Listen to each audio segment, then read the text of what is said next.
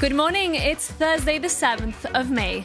I'm Marit Gwyn and you're watching Europe Today, your daily dose of morning news and analysis live here on Yoronews. Coming up today, EU negotiators failed to reach an agreement on the bloc's trade deal with the US in late-night talks here in Brussels. Talks could resume on May the 19th. Pressure is mounting after President Trump threatened to hike tariffs on EU cars to 25%, a move that would be in breach of the deal. And oil prices have fallen amid reports Iran and the US are closing in on a deal to end the war. But Washington and Tehran have offered conflicting reports on the state of negotiations. We speak to the US's former ambassador to NATO, Kurt Volker, about the conflict and its implications for the transatlantic alliance. Also, 3 people are being evacuated to Europe from the cruise ship at the centre of a deadly hantavirus outbreak. The ship is sailing towards the Canary Islands after the Spanish government gave permission for it to dock, despite the regional governments there rejecting the request. We'll have more details on that story too.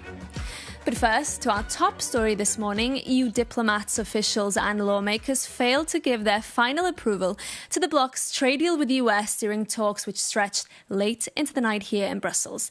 The delay risks adding to the frustration of President Trump, who has, of course, threatened to hike tariffs on EU cars to 25%.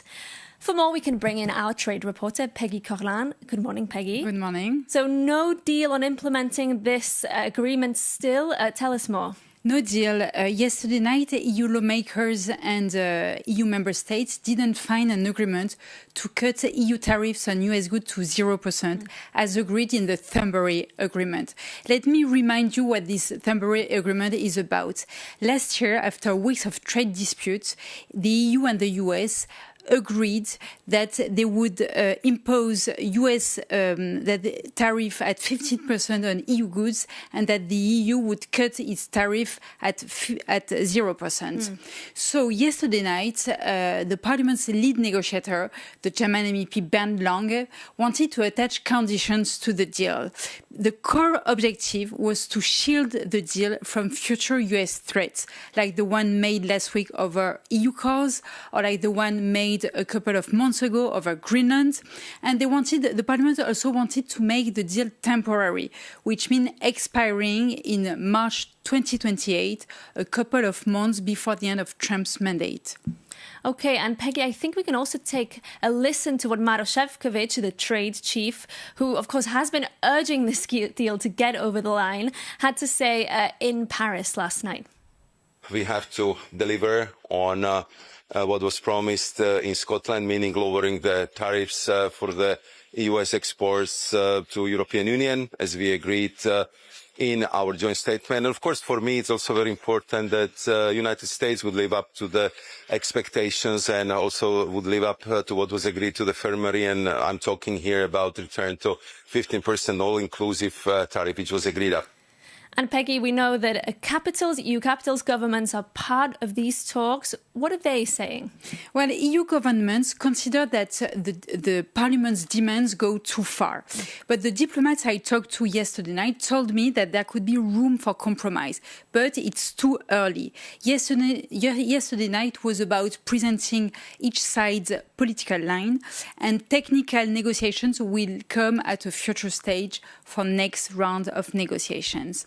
EU capitals here are trying to balance 2 objectives.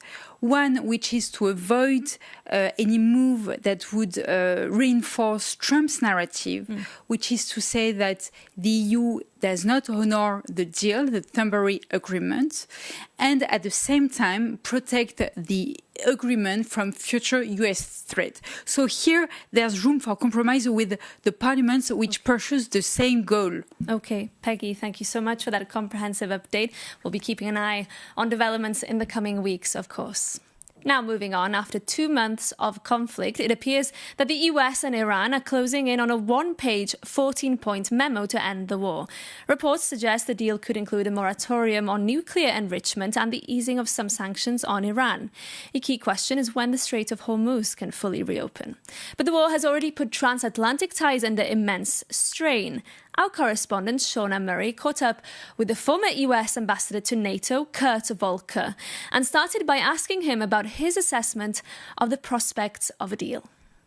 It seems like there will be a mutually agreed opening of the Strait of Hormuz, so shipping can go in and out. There'll be an end to fighting, and there'll be a moratorium on uranium enrichment and a nuclear program with inspections. Those seem to be the outlines, probably also lifting of sanctions and returning funds to Iran. This is actually very, very similar to what was already in the JCPOA that was torn up. The difference is, if there are any, and if what we read in the press is to be believed, are that we've destroyed most of Iran's power projection capability. So it'll take them a while to restore that. Which is what the JCPOA would have done if it had been able to continue after 2017. Right. Well, that would have expired, I believe, in 2018. They could have renegotiated. I mean, the path of the JCPOA, the years before it took to negotiate that as well. Yeah, in that sense, yes. So we are basically back where we were and achieving pretty much the same thing. So what can Donald Trump say that he achieved, particularly given the death toll? I mean, we saw 170 young schoolgirls killed on the first day of this war. I mean, then also other, obviously, civilian casualties, and a regime still intact after it killed its own people back in January, which was actually the reason why this particular conflict started in the first place. There are many reasons why this conflict was there, and the reasons kept shifting. Sometimes President Trump referred to the protesters or the 45,000 people, as he said, killed. I'm not sure the number was quite that high, but a large number of people killed by the regime. Other times it was the nuclear program. Other times it was ballistic missiles. But what I think he can say he achieved is setting Iran back, both in terms of its military, its power projection capability, its proxies, and its nuclear program. All of that is physically set back substantially.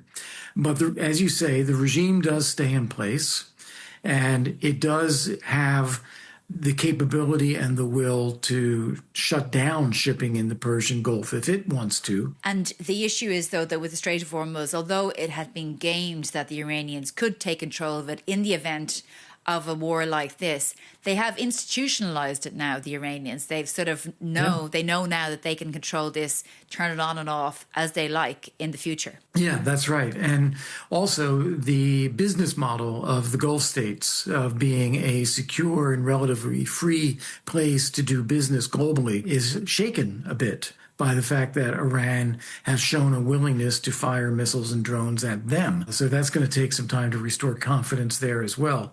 So in a way, the Iranian regime comes out of this emboldened, even though they have been substantially weakened. What do you think this means for NATO? We saw the US president abruptly announce the withdrawal of 5,000 troops because we haven't seen any strategy since from the Pentagon in relation to that. Let's put these into a couple of different categories. The first is President Trump's peak at NATO countries for not fighting alongside the U.S. in the Persian Gulf. That's really, I think, a distraction. He never asked them to. There was no consultation. There was no agreement on a common plan. It was just a venting saying, well, you're not there for us, even though we're there for you. I don't think that is something we should take too seriously from a military point of view, but rather it is just a further reflection of President Trump's general unhappiness with NATO countries.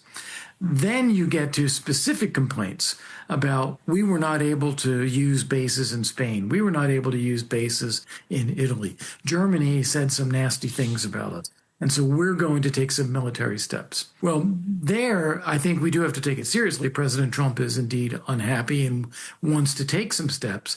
But then we have to look at what the U.S. military wants to do.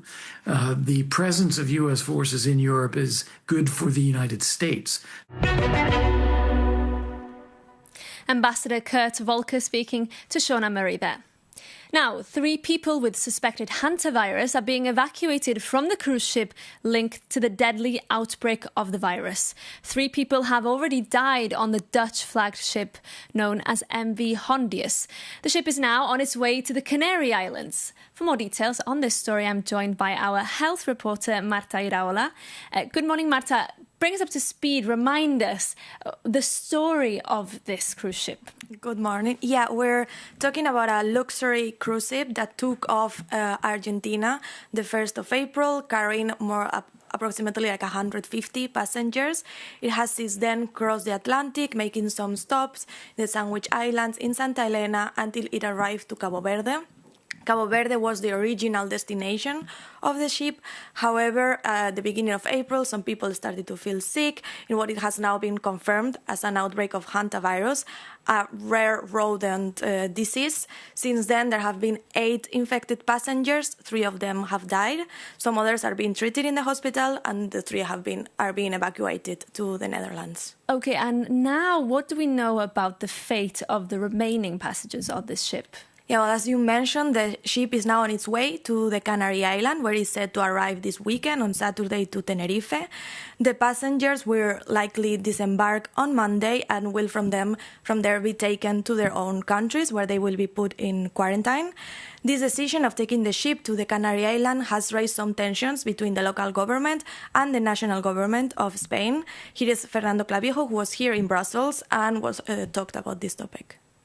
Our technical position is that if the passengers are healthy, there is no risk of transmission. It makes no sense for them to have to travel to the Canary Islands to be repatriated. They can easily do so at the Cape Verde International Airport. If we are truly considering the best interests of these passengers and ensuring they can return home to put an end to this nightmare, the reasonable course of action is for them to do so immediately. Still, the national government of Spain, the World Health Organization and the European Union consider that Spain is more than ready to receive these patients and launch the appropriate public health response that is more prepared than Cabo Verde. At the same time, the World Health Organization is tracking 23 passengers that disembarked the ship in Santa Elena and are now being tracked to see where they are, and 80 other passengers that took a flight to South Africa with one of the passengers that later died. Okay, Marta, thank you so much for bringing us up to speed on that story. We'll be keeping an eye out for any further developments, of course. But we're moving on now. The European Commission says it is upping its commitments to promoting the rights and inclusion of people with disabilities by reviewing its long-term strategy. Our Europe editor, Maria Tadeo, sat down with the EU's Commissioner for Equality, Hadja Labib, and started by asking her about the Commission's new initiatives. We are launching a new EU alliance for independent living with budget also to support service-based communities instead of institutions. And that is why what we call deinstitutionalization, to be sure that a person with disabilities can live their own life independently. And it is about their dignity, their choice also.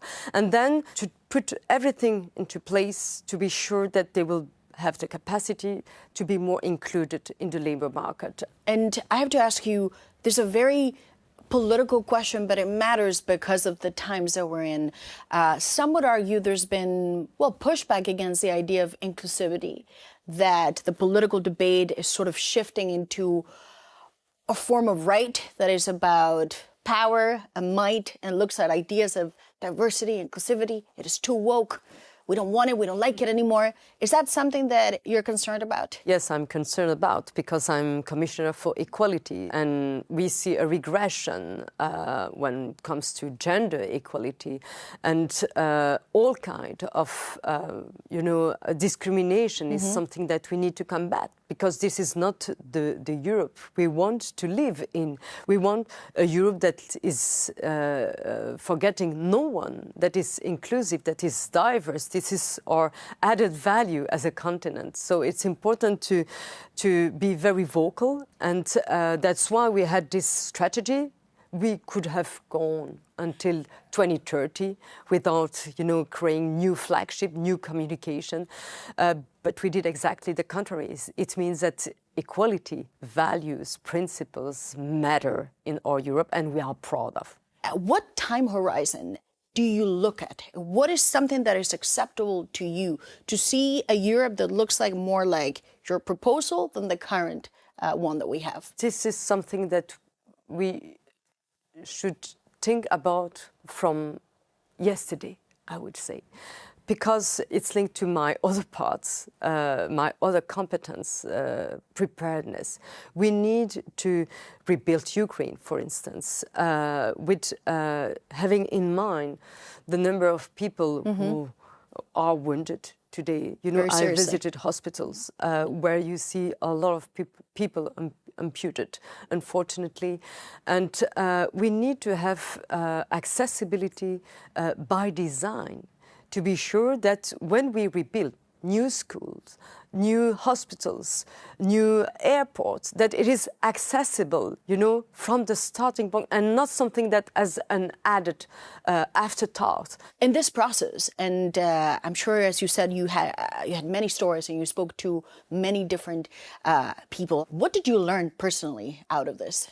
That it's about all of us, and it's about who we are and how we want to live. If you want to live in a society where the most fragile, vulnerable are left behind, you can, think that it could be you, it can be your mother, it can be your children, your child tomorrow. And so it creates a lot of anxiety and a lack of confidence also. And what we are doing, it's exactly the contrary. We are building a trustful society where you know that we care about you. We care about all of us. We're moving on now. A crucial set of elections are taking place in the UK today. Voters in Wales and Scotland choose who runs their devolved governments, while many parts of England will elect local councils and mayors. The results are expected to provide a snapshot of the UK's fast-changing politics. Our Jakob Yanis has more. Today, millions across the UK are heading to the polls. In parts of England, voters are electing local councils and several city mayors. And voters in Scotland and Wales are choosing who will lead their devolved governments. And while the EU has not been a prominent campaign topic, your reporter started to wonder, could these elections matter for the EU? In England, the traditional dominance of the Labour and Conservative parties is being challenged by two insurgent forces, Nigel Farage, Reform UK, and Zach Polanski, Green Party. With little experience in local infrastructure like bin collections or road repairs, their popularity was built on international issues. Brexit and immigration versus pro-EU stance, environmentalism and the conflict in Gaza. And amid growing unpopularity for Starmer's Labour government and low ratings for the Conservatives, parts of the public are seeking alternatives beyond the main parties. Moreover, predictions suggest Labour could lose nearly 3/4 of its local council seats, its historic dominance in Wales and popularity in Scotland.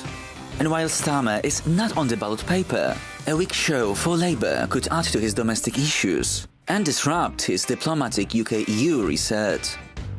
But here is a paradox. 10 years after Brexit referendum, recent surveys show that majority of all voters now support rejoining the EU, rising even to over 80% among Labour and Green supporters. Yet, at the same time, the pro-Brexit Reform UK party is enjoying a massive surge, arguing that Brexit was completely mismanaged. And some even say they could form the future national government. Alright, so even if these local elections are about fixing the potholes in the roads, Britons still seem to be unsure which road to take.